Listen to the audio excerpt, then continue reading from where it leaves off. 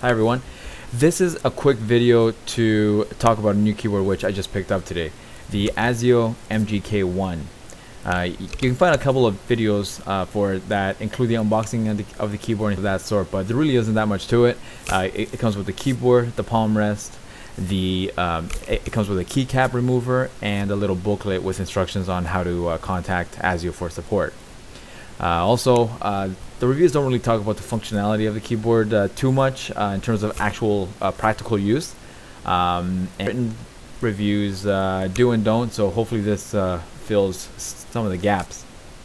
So I got this keyboard to replace the deluxe DLK 9025, which is right here, and there's not much to it.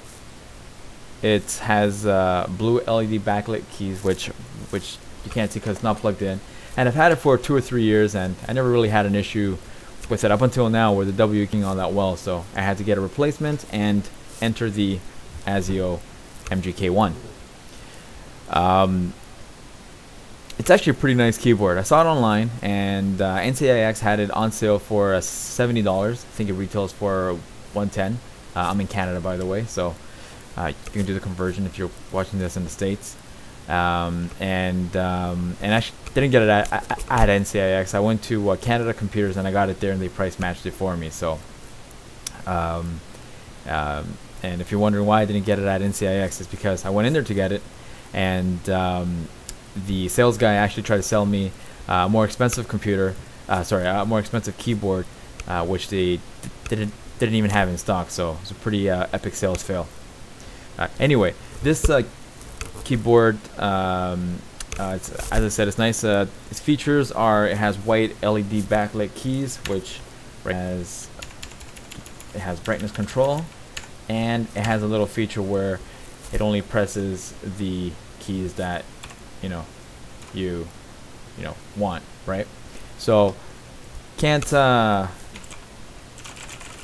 really see ever a necessity to use it, but it's nice to play around with.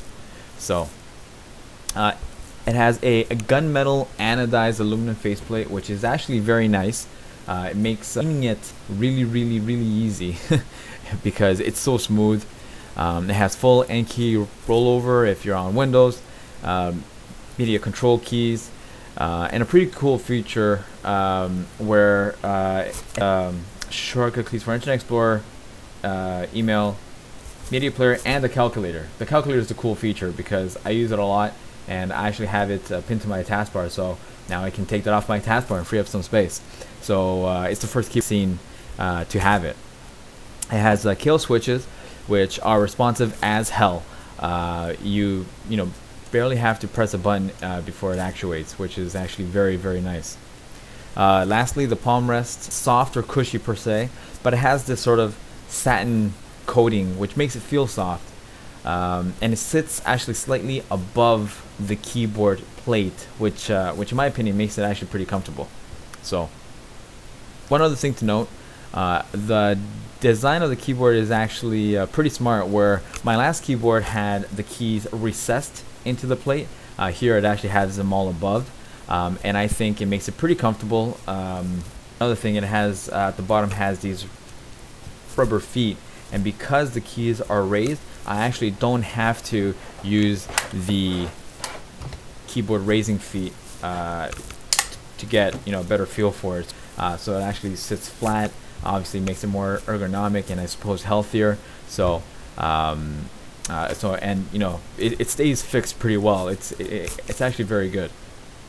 As for the functionality, for me, it actually feels nice typing. I can pretty much type anything I want with minimal mistakes. For some reason, I had a few issues typing as quickly as I just did on my last keyboard, maybe because it wasn't made, I don't know. But also, for example, a friend of mine has the K70, which some would argue is one of the best gaming keyboards, and I can't type on it at all for some reason. So and I know that some people say that this looks a little bit like the K70, especially with the scroll volume control up here, but it feels very different, trust me.